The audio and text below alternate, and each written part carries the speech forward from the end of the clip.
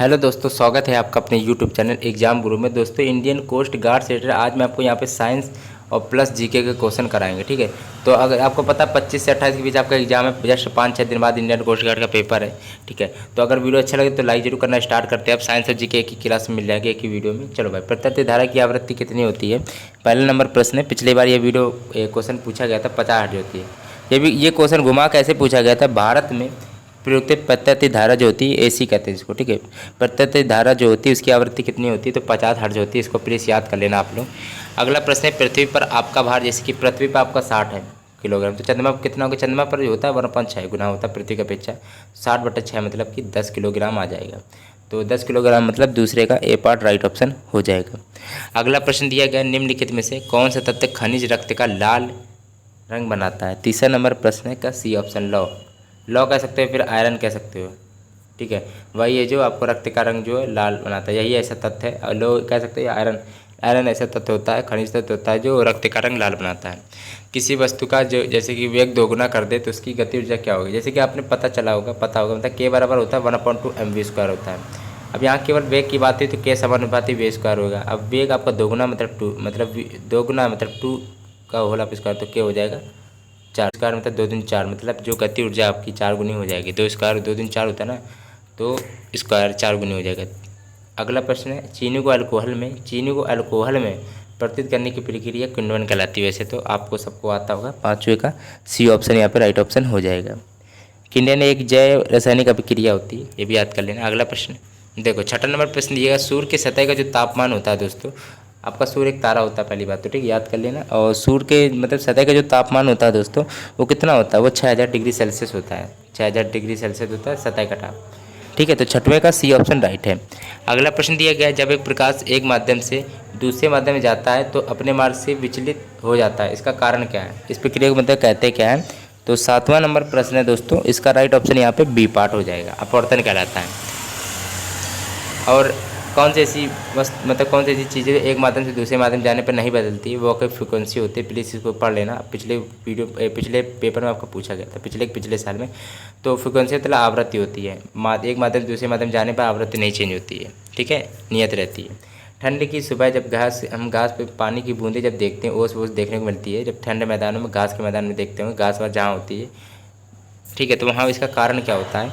तो 8वां नंबर प्रश्न है दोस्तों, इसका कारण होता है संघनन। संघनन के कारण ये आपको जो घास होता है उसको बूंदें थोड़ी समझ में आती हैं घास में। ठीक है, अगला प्रश्न आपको दोस्तों दिया गया है। अब यहाँ पे जीके स्टार्ट कर देते हैं, साइंस आपकी खत्म। ठीक है, अब जीके स्टार्ट करते हैं। ओजोन दिवस कब होता है? देखो, कोई भी दिवस होता है किसी कारणवश मनाया जाता है, कि मतलब उससे कोई अच्छा काम किया होगा। देखो, ओजोन दिवस क्यों मनाया जाता है? सबसे पहली बात है, ओजोन सूर्य से आने वाली जो पराबैंगनी किरण होती है, यूवी रेस होती है, मतलब अगर पृथ्वी पे आ जाएंगी तो फिर हम लोग को त्वचा कैंसर हो सकता है, पराबैंगनी किरण अगर सूर्य से आएंगे। लेकिन ओजोन परत होती है जो हम लोग को बचा लेती है, पृथ्वी पे पराबैंगनी किरणों को नहीं आने देती सूर्य से।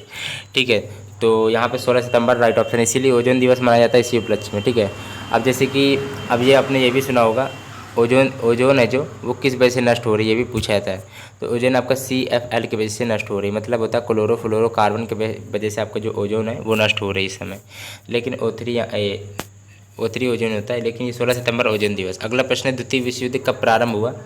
27 नंबर प्रश्न है, तो बताइए जरा राइट ऑप्शन इसका क्या होगा? 27 का राइट ऑप्शन क्या होगा? सी पार्ट है। द्वितीय विश्व युद्ध है 1939 ईस्वी को प्रारंभ हुआ था। अगला प्रश्न है, एक मिनट रुकना जरा। हाँ, तो ये आपका 1939 को हुआ था, कौन सा युद्ध? द्वितीय विश्व युद्ध। ठीक है, 1939 को हुआ था। पहला आपका 1914 ईस्वी को हुआ था, द्वितीय आपका 1939 को हुआ था। अब ये है कि आपका 6 साल चला था। ठीक है, 1 सितंबर से 1945 चला था, 2 सितंबर तक।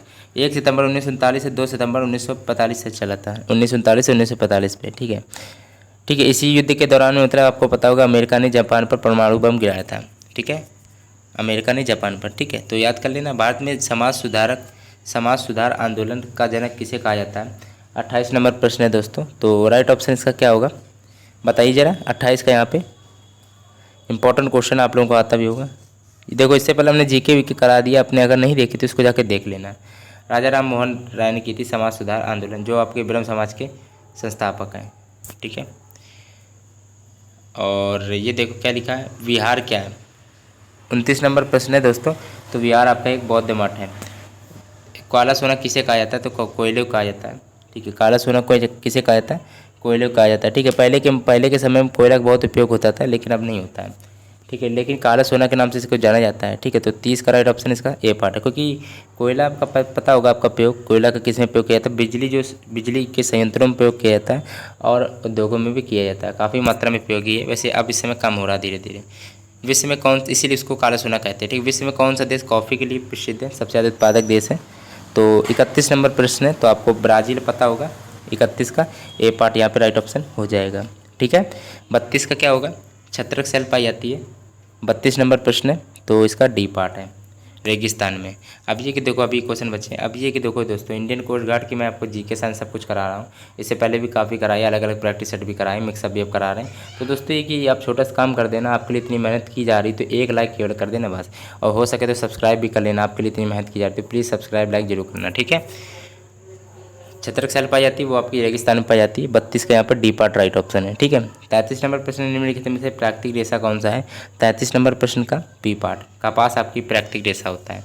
ठीक है, तो इंडियन कोस्ट गार्ड की ये आपको क्वेश्चन में देखने को मिले साइंस और जीके का। दोस्तों अगर वीडियो अच्छा लग गया तो लाइक जरूर करना, और अभी तक चैनल को सब्सक्राइब नहीं किया तो कर लेना। ठीक है।